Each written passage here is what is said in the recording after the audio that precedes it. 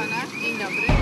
Panie, my uprzejmie zapytujemy, kiedy pan minister opracuje normy zanieczyszczeń dla środowiska odnośnie zanieczyszczeń gazami? Można wyciągnąć... Ustawa antydrogowa powstaje. Za 3 lata, tak jak pan Ja powiedziałem, że Could you please tell us what are your concerns? Pierwszy problem to jest koncentracja przemysłu szkodliwego dla środowiska, a więc przemysłowe fermy tuczu, zakłady utylizacyjne. Ja chcę czyste powietrze, żeby nie śmierdziało, żeby moja wnusia żyła w czystym powietrzu, zdrowo, tak? Żeby mogła żyć naprawdę zgodnie z przyrodą.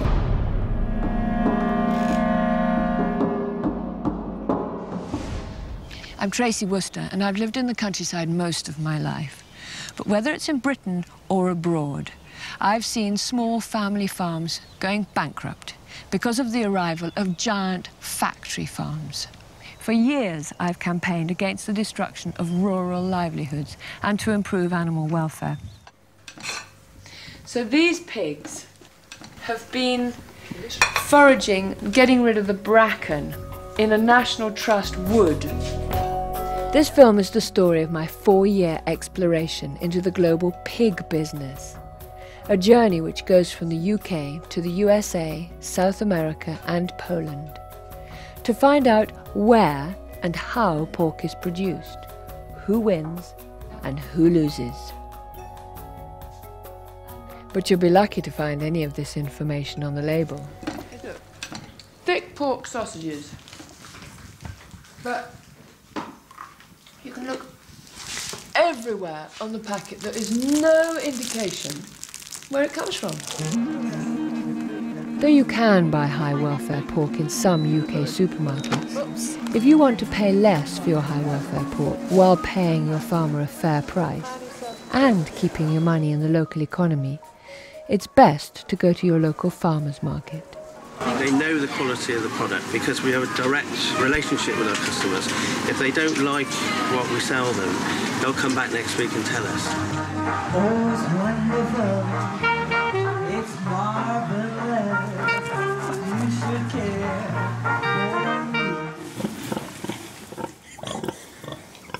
For stallholder Mike King, the secret of producing top-quality pork lies in the humane treatment of his animals. I think pigs, they're such intelligent, sort of inquisitive animals. They need to be active all day long, searching for roots and grubs and things like that. Whereas pigs in concrete boxes, they've got nothing to do all day long. They're totally bored. It's one of the reasons why I left that more intensive farming and decided to keep them like this.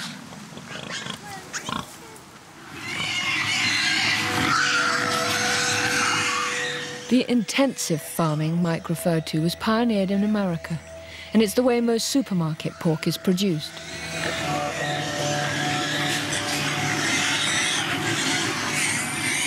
Early in my inquiry, I met up with veteran animal welfare campaigner Tom Garrett, who's opposed intensive livestock production ever since it began. What we have, I think, is the application of industrial systems that were designed to build cars and build machines to living creatures. It's infinitely cruel in my mind, and no civilized society, whatever civilized society means, ought to countenance it. Sows, for example, are subjected to confinement in a very narrow cage, so narrow they can't even turn around during gestation.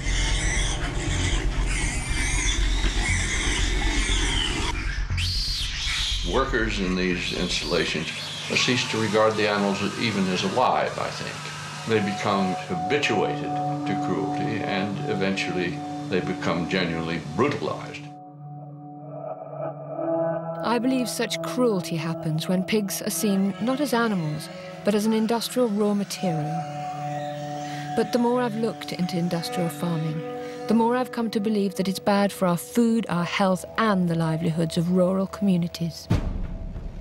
America's industrial pig farmers copied the chicken industry by cramming thousands of animals into a confined space. There are sometimes as many as 10,000 pigs in buildings like this, their waste dropping through a slatted floor. One of the workers I met told me what it was like working there. Y trabaja uno 12 días y descansa 2. Pues lo que me ha afectado son los ojos y luego pues a veces quiere dar vómito. Eso es todo lo que a mí me ha... Over the years, scientists have studied the effect of working in these installations and have found again and again that they can damage workers' health. One man who studied the scientific literature is Dr. David Wallinger. The risks that have been most studied are definitely the risk to people working inside the facility. And there is an extensive amount of science that really goes into some detail about how a pretty large percentage of the people working in these facilities, whether it's hogs or chickens, will come down with chronic sinus infections, asthma, bronchitis, and other respiratory diseases that are related to this mixture that they're breathing in. The problems with pig waste are not confined to those working in the farms. I met Rick Dove, former lawyer and Army colonel turned fisherman, who campaigns for clean water in North Carolina, where there are hundreds of factory pig farms. It's the way they get rid of their waste that's really most problematic. The hogs dump their feces and urine on the floor. It goes under the hog house out to a lagoon. I mean, there's no beautiful women in bathing suits by any of these lagoons. But it goes out to the lagoon and then they slop it on the fields. And then it runs off into these drain pipes they have underneath the fields. It runs off into the ditches and it goes right down to our streams, creeks, and rivers. And it's full of nitrogen. It's basically untreated waste. There are 10 million hogs in this small area. And those 10 million hogs are producing more fecal waste each and every day than 100 million people. The first thing to realize when you're talking about the gases that come out of a big confined swine operation is that it's really a toxic brew, that there's so many volatile gases mixed in with dust, bacteria, and antibiotics, and they're all mixed together in a very, very complex mixture of some 300 or even 400 different substances. So that's what one is exposing a neighbor or a family or a child to. During my research, I visited people who live near giant pig farms. They came out and tested my water, and in a couple of days, I got a letter telling me not to drink my water, don't bath in my water, don't cook with it. And there's flies on the side of the house, all around the doors, all around the windows, great big greasy-looking flies. I have been to the allergy clinic for my allergies from this, trying to breathe. And it makes my eyes run, it makes my eyes puffy, it makes my nose run, it makes my throat sore. When it's spring, it just cuts your breath off. And you get like phlegm in your throat, your eyes start running, you know, and you just get a headache, you know, and you just really almost, I guess, just get angry because you can't breathe. In 2003, when the US government introduced new controls on spraying pig waste, it was estimated that 80% of the farms in the USA at the time were in breach of the new regulations. And in 2004, a scientific study found that many older lagoons in North Carolina were leaking waste and contaminating the water table. Throughout the 1990s, small farmers in America campaigned against the growth of big farms. Food has become a major profit-generating commodity and has spread onto a global playing field where food producers, workers, and consumers are reduced to pawns, manipulated by giant corporations. During the 1990s, large-scale meat processors bought up livestock farms. This vertical integration allowed the corporations to control the whole process from farming and slaughtering to packaging. The factory farms were now the main buyers of pigs. And as the price paid for pigs fell, many small farmers went bust. One survivor was Paul Sobocinski. They wanted to control the market, and they wanted to control about how livestock production was going to be raised, and they wanted to take more of the profits from production agriculture, take the profits the farmers made as independent producers and put them in their pocket. My tipping point, I think, was when I saw hogs go down to $8 a hundredweight in this country. worse than depression in the 1930s. And I saw that pain, I saw that happen to farmers, that I knew that we had to fight back, that we had to stand up, or they were just going to roll over and take democracy, our freedom. Why is it when people are in bondage to their government, it is called tyranny? But when the oppressor is a multinational corporation, it is called efficiency. Opposition from farmers and environmentalists to the growth of factory farming had some small victories. In 2001, North Carolina banned processors from buying livestock farms, and also banned new-build factory farms from installing the lagoon and spray system. Around this time, many agribusinesses started to look abroad. One such company was Smithfield Foods of America, the world's largest pig producer and processor, with annual sales of almost $12 billion. It processes 27 million pigs a year, employs over 52,000 people, and from its US base has expanded to 15 countries. And a country to which Smithfield turned their attention was Poland, destined to join the European Union, and a country where land and former state farms were relatively cheap, labour costs low, and regulations light. In Poland, Smithfield bought the former state-owned slaughterhouse, Animex, followed by 21 state farms. Its managing director explained why. We are in the farming business because we want to make money on it, yeah? And we believe that this has a great future. First of all, we are by far the biggest farmers in Poland. Secondly, we believe that Poland is a great opportunity for let's say, a foothold to get into the European market. In Poland, the arrival of big foreign factory farms coincided with a change in the law, which reclassified the definition of pig feces from sewage to fertilizer. This enabled the farms to use spraying techniques like this, common in America.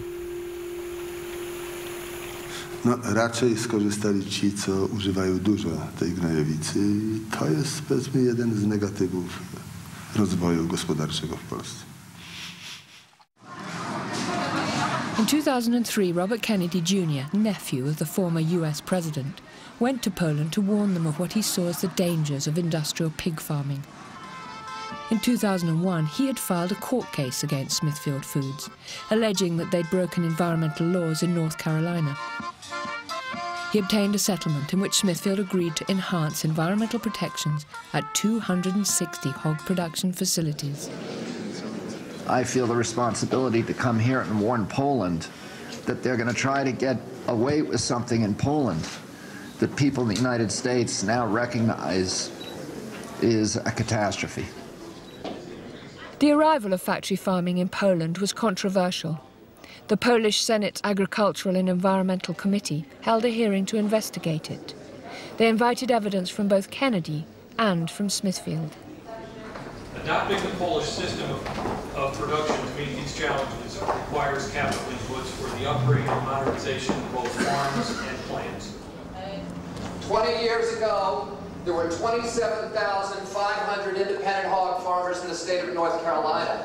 Today, they've been completely replaced by 2,200 hog factories, 1,600 of them either owned or operated by Smithfield Foods. Smithfield controls 85% of the hog production in the state.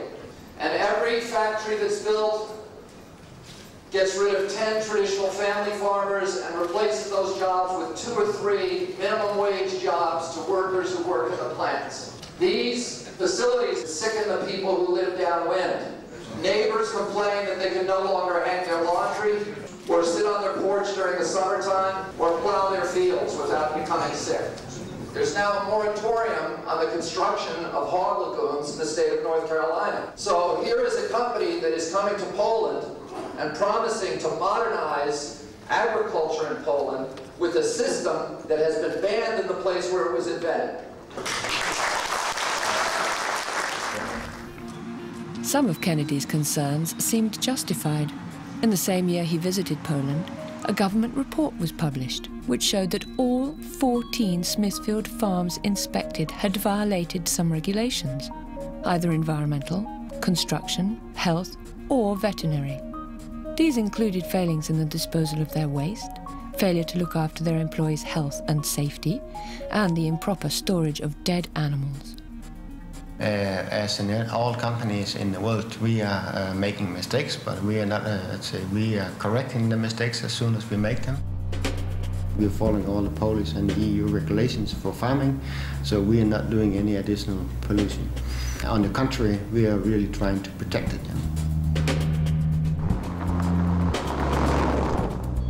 In 2004, I decided to go to Poland to see the impact of the new foreign factory farms and the lagoon and spray system on the Polish environment, rural life, and the quality of its food, which was destined for consumers all over Europe. I started in northwest Pomerania, where there are a large number of farms that used to be owned by the Polish state. The first state farm that Smithfield's Polish company Prima bought in 2001 was Boszkowo, which by 2004 housed 17,000 pigs. My guide, Marek Kreider, of the Polish Animal Welfare Institute, introduced me to one of the local residents. For many years before Smithfield arrived, they'd been complaining about their local groundwater, believing it to be contaminated. Sam zacząłem chorować, między innymi zacząłem chorować po spożyciu wody. Could you tell me what specifically is the illnesses that people are getting around here? No, z tego co ja wiem, no to są to przede wszystkim ze strony przewodu pokarmowego, żołądek, poza tym jakieś zmiany na skórze. Also near Boszkowo, I heard locals' claims of what had happened to children who had swum in the nearby lake.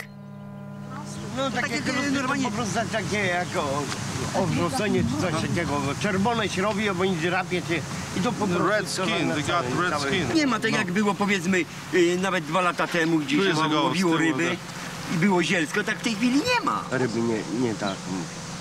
Ona dosłownie dzień leży. Za 2 godziny ona już jest niedobrana. Ona się po prostu rozchodzi. Śmierdzi. I went to another village and heard about the smells.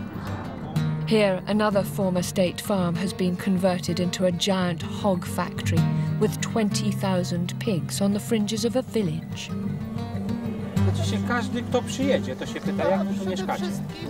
To ja po chemii tak nie zwracam, jak ja teraz po tych zapachach zwracam. Locals weren't just concerned about the environmental impact of intensive pig farming. There was also resentment that people had lost control of their lives. Jak większość mieszkańców tutaj, myślimy o tym, żeby użytkować tą ziemię, ale sami, z korzyścią dla nas, dla innych mieszkańców i produkując przede wszystkim zdrową żywność. Niestety nie mamy takiej możliwości, ponieważ firma Prima sukcesywnie wykupywała, dzierżawi, przepraszam, wszystkie grunty dookoła tej miejscowości, właściwie w promieniu powiedzmy nawet 20 kilometrów. Nie, my się z tym nie zgadzamy i to jest nie do przyjęcia, bo to są typowe praktyki monopolistyczne. Czyli te ceny nagle spadły na żywiec, nie? Do tego stopnia, że nikt krowie nie chowa ani świnie, a pole stoi utłoczone. Tak jest, takie teraz rząd. To jeszcze, my to jeszcze, ale teraz te nasze dzieci, to nie wiem co będzie. What will happen with our children? Roboty nie ma nigdzie. No jobs. Wszystko bez robocie i te dzieci chodzą, muszą kraść. No, wszystko chodzi i roboty nie ma nigdzie. Zapowiada się taka bieda, że będzie złodziej na złodziejuje. Okay. By now I wanted to see inside one of the factory farms. One person and no camera. Okay, why don't you want the camera there?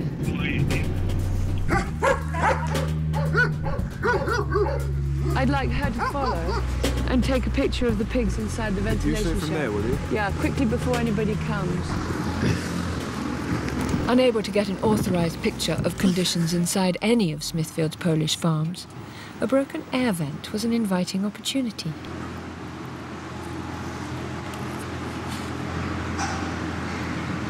The hard, slatted floor deprives them of their instinctive rooting. Plus, there's no straw for bedding. Co Państwa tak interesuje? I think we should skedaddle. Shall I run with that? Where? Well, we don't want them to take our camera. Let's go. Let's leave. I wasn't allowed to film inside a farm, but I was granted an interview with the Smithfield manager, and I asked him what he thought of complaints from local people of illnesses from the farm's activities. I can understand that smell, but we are not aware about any illness or sicknesses of local people. If this is harmful, probably our employees who work with pigs, they should be dead already. You can find people which appreciate that we operate in the region, and some they are not happy. Majority it is connected with the jobs. People who are employed, they are satisfied. Who are not, they are not. I asked a government official about the regulation of factory farms like Smithfield's. My kontrolujemy ten proces na bieżąco i zmierzamy do tego, aby uniemożliwić brutalny atak, że tak powiem, przemysłowego tuczu na nasze gospodarstwa rodzinne. Staramy się tutaj wytłumaczyć wszystkim, również naszym rolnikom, że środowisko polskie wcale nie jest tanie i że musimy sobie zdawać sprawę z tego, że jest to coś, środowisko to jest coś, co pożyczyliśmy od wnuków. Będziemy musieli im to oddać. Though I wasn't able to film inside a factory farm, after a tip-off, in 2005 an undercover team from Compassion in World Farming filmed at a Smithfield farm, showing what was in the stinking cesspit they called a lagoon. Is there a bigger stick? Take them out.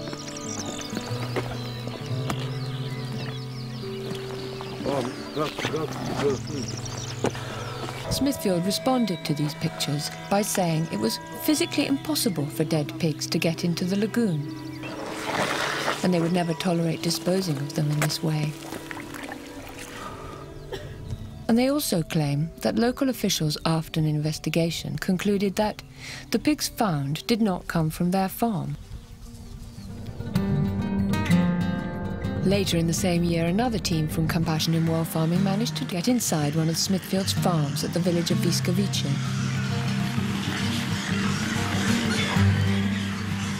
Pigs in factory farms are usually raised on bare slats, but even on straw they don't look healthy. Some really lame ones in there as well.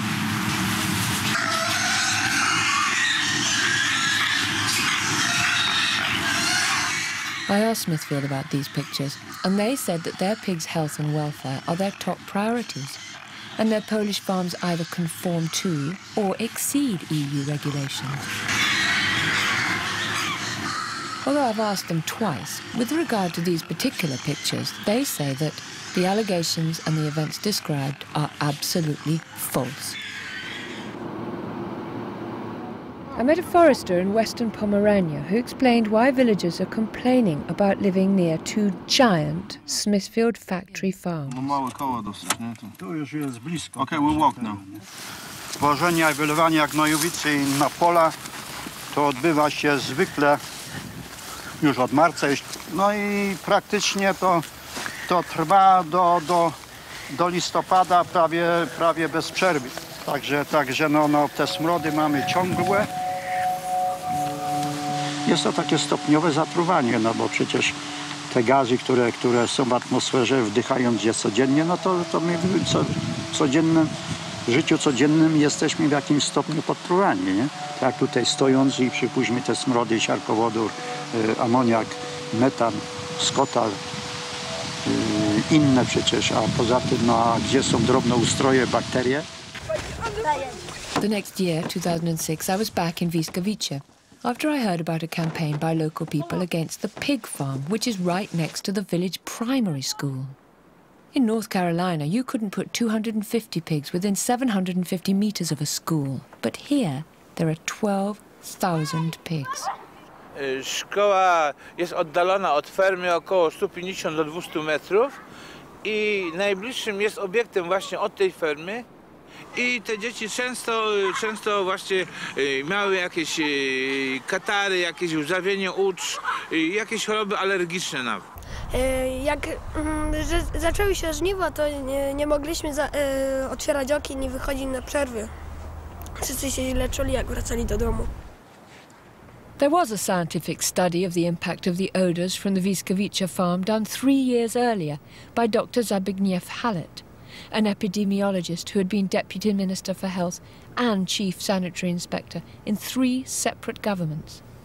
We found that those who live in closer distance from this meat factory suffer more from headaches, from sneezing, from stuffed nose, from running eyes, burning eyes, from neurological, respiratory and intestinal diseases, just because of being so much exposed to the noxious gases. Smithfield's representative in Poland, Morten Jensen, responded to these claims. First of all, we are complying with all the Polish and EU regulation concerning any environmental issues with the plants. On top of this, we are a little bit, difficult for us to understand this complaint because the farms that we bought there was existing farms that have been operating over many years before we bought them. But if there is issues, we are definitely taking care of this, and we are, cooperating with the local authorities to solve those issues. More recently, Smithfield told me that allegations of air pollution had been the subject of proceedings, but had always been resolved in their favour. No danger to residents' health had been found to be associated with their activities. I asked the Minister for the Environment at the time why nothing could be done about the smells.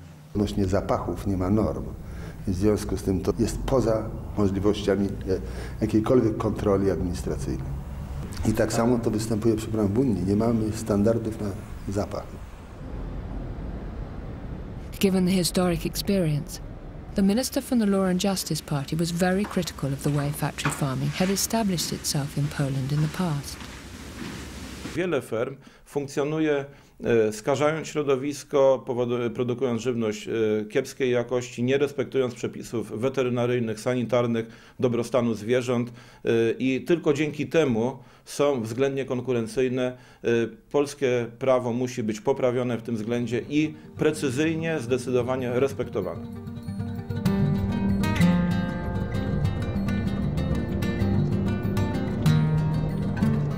Every time I went to Poland, I was struck by its natural beauty. It's home to 200 species of birds that are rare or extinct in the rest of Western Europe, including 40,000 pairs of white storks that nest as cherished residents of Polish villages. It has the only sizable virgin temperate forest left in Europe and the last herds of wild bison. Its rivers are still free-flowing and unpolluted. This is a tourist area famous for its crystal clear lakes. However, this is where there is a huge concentration of pig factories. We don't need such companies. Tourism is the basic business for people who live here to earn money. I know our people are supporting the direction that we are planning and we want to go our development is tourism together with small agriculture. This is the way that people could achieve economical independence.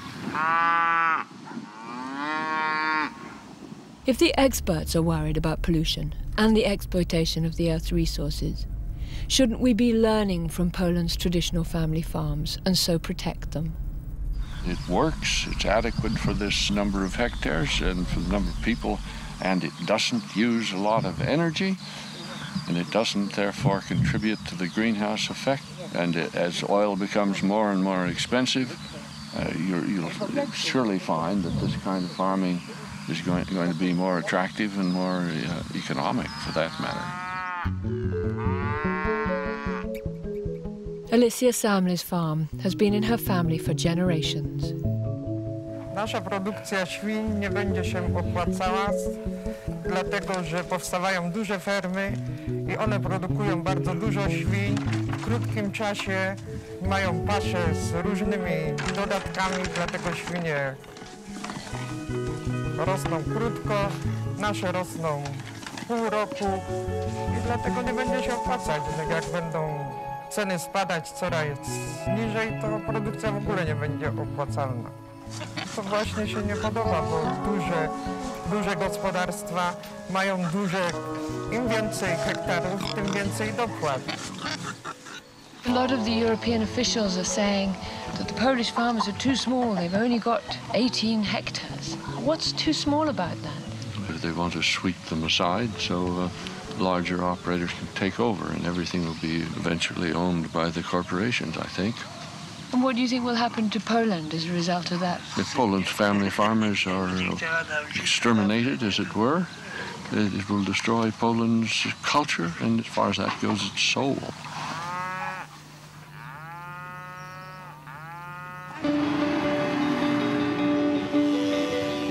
So it seems that economic development is not being determined by the needs of people, but by the need for companies to grow and compete in the global market.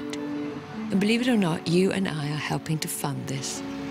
The European Bank for Reconstruction and Development, which is funded by governments, lent Smithfield $25 million to facilitate another $75 million from private banks. Smithfield benefited from a $100 million loan that was organized by the European Bank for Reconstruction and Development. This is taxpayers' money that's being applied to the expansion of Smithfield. We have a mandate, and this mandate is to promote transition in the former communist countries. We are not driven only by financial profit, but because we are driven by trying to set the way, basically trying to have a catalyst effect. And in that way, bring along with us then the private banks.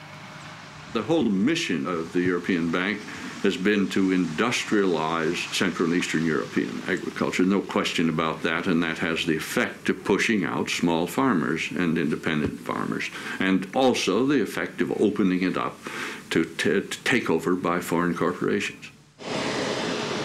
Polish agriculture at the moment is not productive enough. Small farms are too small to be competitive.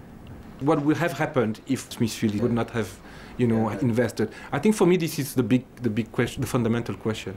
Probably that you would have the largest meat processor in Poland, being liquidated, disappearing. Would that be a good thing for the Polish farming industry or not? So the European Bank for Reconstruction and Development has government officials from 60 countries on its board. So it sets the development pattern. But for who? For you and I, the electorate, the consumer, or for giant corporations and the private banks that invest in them? I moim zdaniem to jest również przejaw pewnej nieuczciwej konkurencji w stosunkach międzynarodowych. Polscy rolnicy produkujący żywność znacznie wyższej jakości, lepsze, mają o wiele większe problemy i trudności z dostępem do łatwych, tanich kredytów na rozwój swoich gospodarstw, czyli tu konkurencja nie jest równoprawna. Śmiem twierdzić, że ta konkurencja jest konkurencją zaburzoną. I wanted to find out who's driving this economic ideology which promotes big business at the expense of small farms. So I went to see economist Bernard Lietaer, a former central banker and successful currency trader, now a university professor. The financial institutions are running the show. The governments are all indebted to them. In the United States, 1/3 of all contributions to political campaigns are done by the financial institutions. So there's no chance that they will change the rules of the game. I would compare the money system as a ring that we put through our nose, and it leads us where it wants to go. We forgot that we created the ring and that we put it there. So this taxpayer-funded restructuring and modernization effectively means the end to family farming, which produces good animal husbandry, good quality food, satisfying work, and protects the environment. Górę i potem tu w tym śrutowniku się mieszalnika i jest swoja pasza, nie? To znaczy śruty, pszenicy, żyta, zmieszanych różnych. Potem się dodaje czy ziemniaki, czy zielone. W zależności od pory roku, co wytworzymy na tym gospodarstwie. To są naturalny sposób karmienia świń.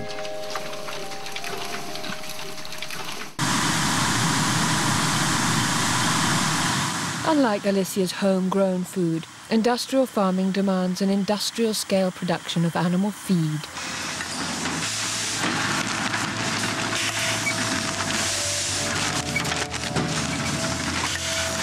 You have to be competitive, and I don't think you can really be competitive on a small farm producing your local feed in a way your grandfather has been doing, and still being able to produce it in a competitive way to the big companies like ours.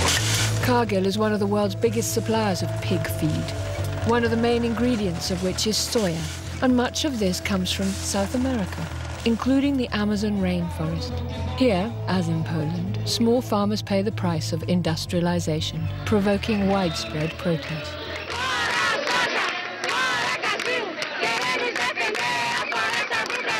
Rapaz, isso dá uma tristeza muito grande na gente, por saber que tudo aquilo que a gente gosta de conviver, para dizer até amar é uma palavra muito mais profunda, né? Mas que a gente gosta de conviver está sendo destruído, menos para ajudar um outro povo, mais para dar comida para bicho. Que este povo ele seja solidário a nós e que dê basta nesse consumo dos produtos que são oriundos da Amazônia, principalmente soja. In 2006, following pressure from their customers in Europe and Greenpeace, Cargill and other key traders agreed not to purchase soya from newly deforested areas in the Amazon. But there's still over 1 million hectares of soya grown in the Amazon, depriving local people of land and exposing animal and plant life to pesticides. Back in Poland in 2006, at a conference to discuss sustainable economic development in the EU, I found villagers demonstrating against the health and social impacts of factory farming. Inside, I heard, yet again, about the thinking behind the shift from local communities to global economies. What is going to happen in rural areas in Poland, I can tell you that. There is the area of reforming the agricultural activities. And then there is the issue of what do we do with the people that eventually are being set free, because agriculture is getting more productive and people will not be able to work there anymore. So what we are trying to do is to develop alternative activities to help the rural areas to become, well, I'm not saying competitive, but to become economically viable. Chciałbym tą satysfakcję na rolnictwie robić. Tylko to jest, że tak nie ma opłacalności, nie? Ale te hale ci stoją. Zobacz, te hale ci stoją, widzisz tutaj, nie? To co oni tam robią? They're making parts for cars. Wow, I suppose that's development. Come on, boys, get off the land and get a job making car parts. The foreign retailers came to Poland in the early 90s and provided a growing market for industrially produced pork. Outside one supermarket, a disgruntled customer told me what he thought. O! Pakować. Nic w smaku. Tak jakby wszystko było na czymś robione. Stacje te chemikalia.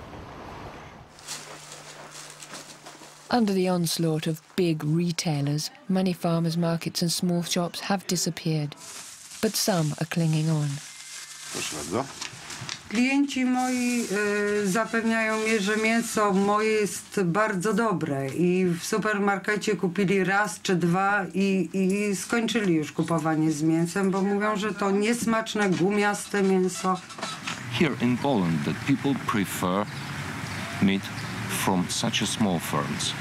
People know that I have to apologize for the word that I will use, but people knows that the meat from pig factories is bullshit. No moja przyszłość już z góry będzie stracona. Nie mam szans ich przebić cenowo, nie mam szans w ogóle, za duże są, zjedzą nas po prostu. When I revisited Bolesław's Grodziec, he explained how powerless he felt in the face of the advance of industrial agriculture. My nie mamy żadnego wpływu na to, że ta firma nam szkodzi. Nawet na dobrą sprawę nie mamy gdzie się poskarżyć, że ta firma robi nam krzywdę. No, a to wynika tylko z tego, że ta firma jest duża, że jest ogromna. Gdyby ona była mniejsza, pewnie jej wpływy byłyby mniejsze. Właśnie to bardzo dobrze to powiedział. To jest ta ogromna korporacja, która gdzieś tam przyjechała. Dla nas to jest dosłownie, to jest inwazja. No. To jest pająk, który siedzi na całej kuli ziemskiej. Widać, w jaki sposób, czym jest ta globalizacja. To jest coś ogromnego, które wysysa soki z tej ziemi, z ludzi. To jest taki ogromny pająk, pasożyt taki, który żeruje tutaj na nas. In 2008, Polish farmers were on the streets again. Będziemy żądali zamknięcia tych dużych ferm w Polsce, no i tego dzikiego importu. Oczywiście dzisiaj największym problemem w produkcji trzody chlewnej jest największa korporacja na świecie, jaką jest Smithfield Woods, który przejął polski Animex w roku 99. 30% niżej cen kosztów produkcji dostajemy teraz. Czyli dokładamy z własnych kieszeni, żeby sprzedać, żeby utrzymać nasze rodziny, to musimy, nie wiem skąd, teraz musimy chyba jechać do Anglii albo do Irlandii, zarabiać, wszystko pozamykać. Nie wiem, czy pójdę na emeryturę, czy się powieszę, czy co zrobię, czy wyjadę. So-called cheap meat from factory farms has flooded every market in the EU. And Smithfield has ambitious distribution plans for the UK. In 2008, its webpage, using a bit of artistic license with a pig on grass, announced their aim to dominate, or in their own words, to be the preferred supplier to the UK retail and food service industry. To you and me, that's restaurants, schools, prisons, hospitals, etc.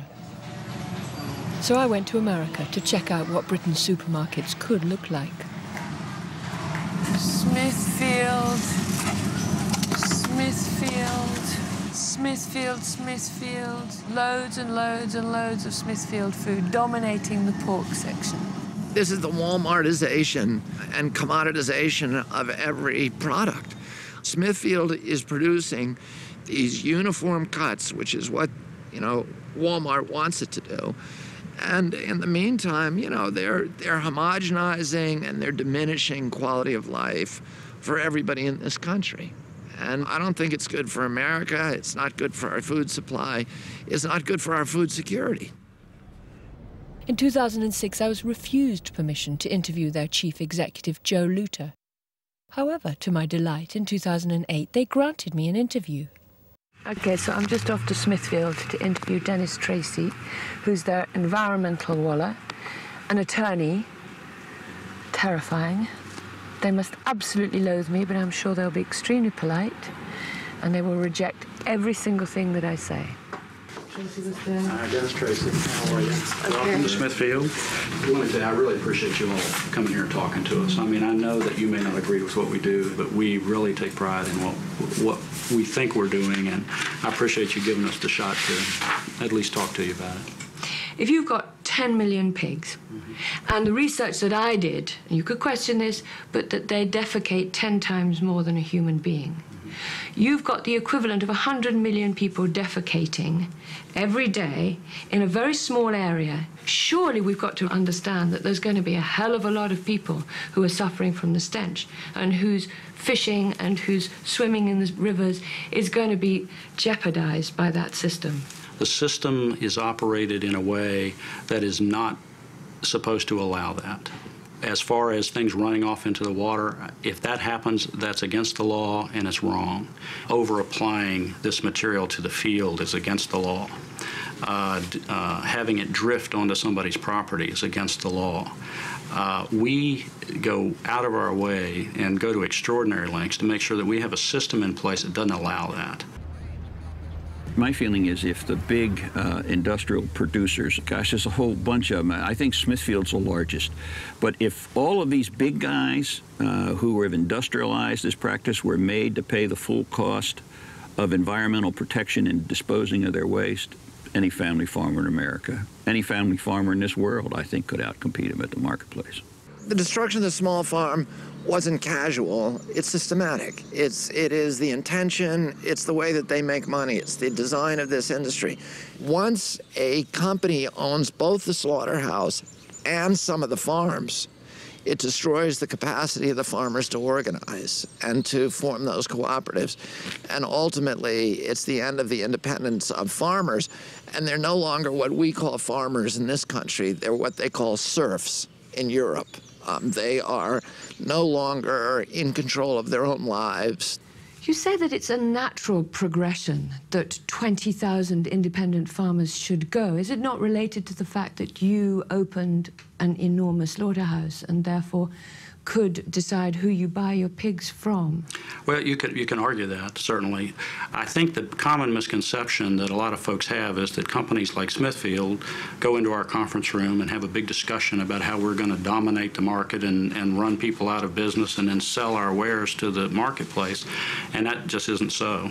We are responding to what our customers ask for, which is large quantities of meat products in a very short period of time, and they want it. And they want it in a particular cut, in a particular fashion. Oh, you're talking about the retail outlets. That's your customer. Yes, not the consumer. No. I'm talking about the customer, either the grocery store or the restaurant, whoever it may be.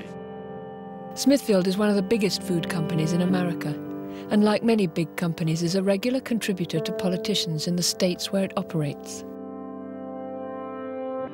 You said that you're not trying to interfere with politics. And yet, you seem to give a lot of money to politicians who support your position. And they've changed the law to suit the pig industry's position. Political contributions are not common. They are the way of life in American government. It's part of the American system, which is know your representative, make sure your representative knows not only you and your family, but your company and your business, so that as they make decisions, they're aware of the impact of the decisions they're making may have on that company or that community or that person. I think it would be, if you ask any politician here whether they have been purchased by Smithfield Foods, their answer would be no. One of the few members of Congress whose positions are not tainted by the influence of corporate money is Dennis Kucinich. The problem with the American democratic system at the moment is that there's overwhelming corporate influence. It influences almost every decision made in Washington. It influences that we have continuing war. It influences that Wall Street has extraordinary sway in Washington. It influences our energy policy, our tax policies. And only a constitutional amendment that would ban private money in public elections would save the country from drifting towards a type of fascism that is being visited upon us by large corporations who want government all to themselves. All of the great political leaders from the beginning of our national history have been warning the American public against the domination by corporate power.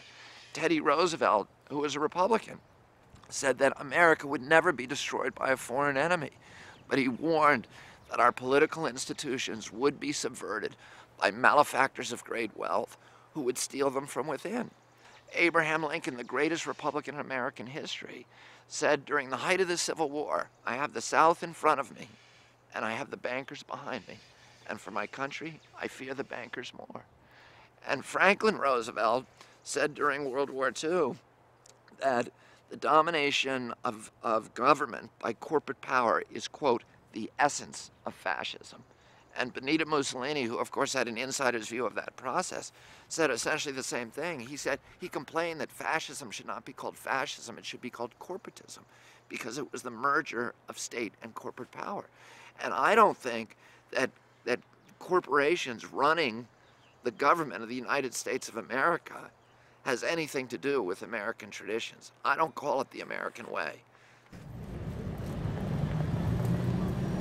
The arrival of corporate power in agriculture in the UK has pushed farmers off the land and onto the streets.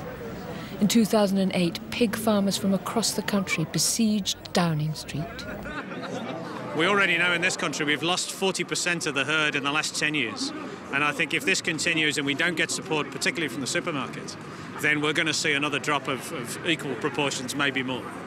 As our production's gone down, imports have gone up. And we know from all the work that we've done that 70% of those imports would be illegal to produce in the UK on the grounds of animal welfare. In most EU countries, it's legal to keep pregnant sows permanently in stalls like these, although they've been banned in the UK.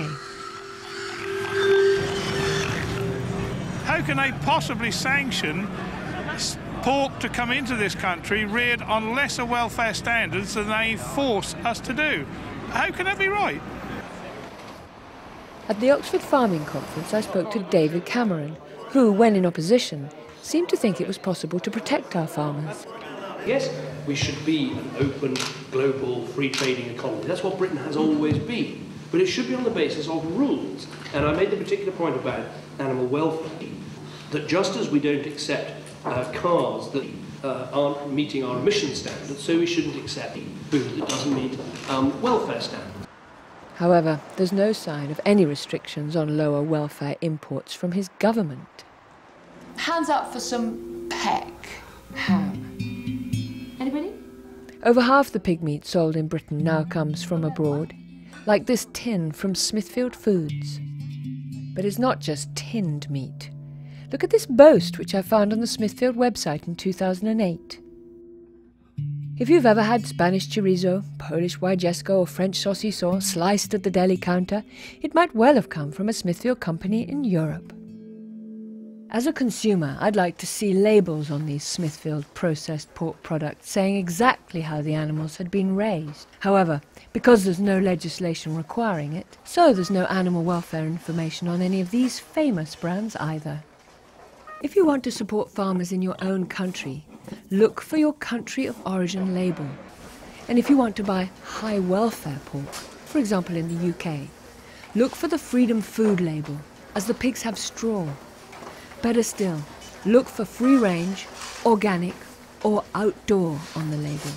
It's particularly important to buy high welfare pork because of the emergence of antibiotic-resistant bacteria, as explained by farmer Richard Young.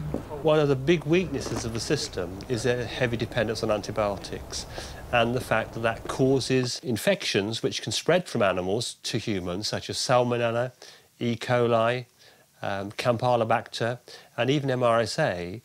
And in the Netherlands, for example, where the most research has been undertaken, 40% of their pigs are carrying a strain of MRSA that can pass to humans. It's been spread rapidly on the pig farms because the antibiotics that are being put in the pig feed are actually selecting for it. That means they kill off the other bacteria which might provide some natural competition, but they don't kill off the MRSA because the MRSA is resistant. Meat which may appear very cheap is in fact very, very expensive, and in some cases that could be at the cost of our own lives. We haven't had a new type of antibiotic, a new class of antibiotics for more than a decade now, and it's very difficult to see that we're going to find new antibiotics that would have the same effect as ones that we've had in the past, such as penicillin, which has saved millions of lives down the years.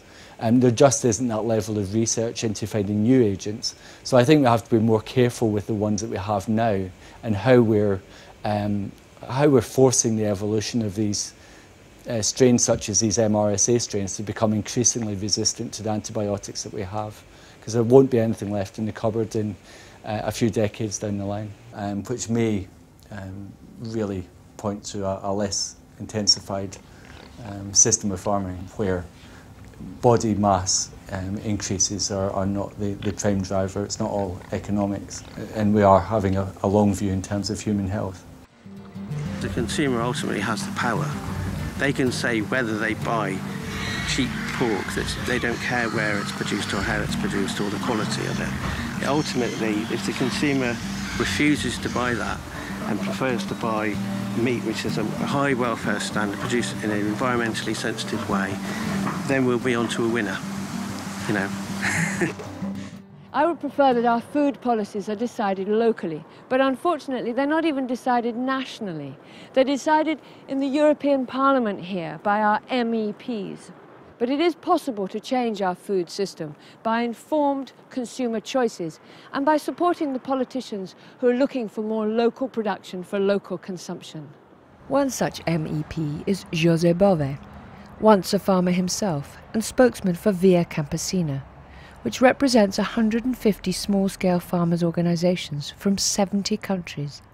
He's now battling for farmers' rights in the European Parliament. Qu'on stoppe la concentration et qu'on intègre à la fois le bien-être animal, la question de la santé, la question environnementale à l'intérieur de ce système de production.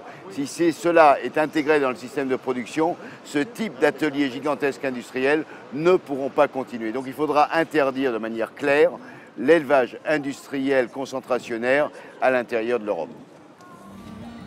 Part of the puzzle is that people buy locally. That is a very potent form of activism, to say to the Walmarts of the world, we're not going to buy from you. We're going to buy in the local farmers market. You also need to sue the polluters. You need to demand your government enforce the law against them. You need to pass legislation that makes it very clear that they can't come into your communities and displace, you know, the traditions and the values that your country holds dear. And all of us, you know, we had an American Revolution in this country to create democracy. We need a new American Revolution in this country now to fight against the corporate feudalism that we are now dealing with, that is embodied so much by this industry, that is eroding everything and subverting everything that we care about in our democracy.